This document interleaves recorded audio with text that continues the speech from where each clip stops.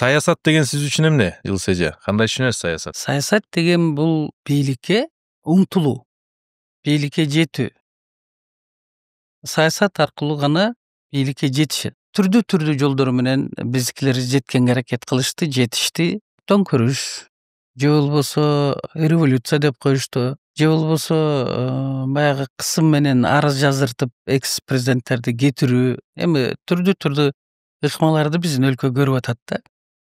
Бул саясат деген бир эле бийликке умтулуу жетүү эмес, бийлик мыйзам ченемде иштеп атабы, адилеттүүлүктү сактай алдыбы, акыйкаттуулукту сактай алдыбы, теңдик, калыстыкты. Мына ошо саясатчылар айрыкча өнүп өскөн өлкөлөрдө экиге бөлүнүп калат. Бийликтеги саясатчылар, ошондой эле оппоненттер, оппозиция деп коет да. Албетте саясат бул кайсы өлкөнүн болбосун фундамент. Эгер саясат туура жолдо болсо, ал эми саясат бир гана мамлекеттин, элдин тагдырына мындай айтканда оң таасирин тийгизе турган гана маселелерди алып чыгып, ошонун аягына жеткириш керек.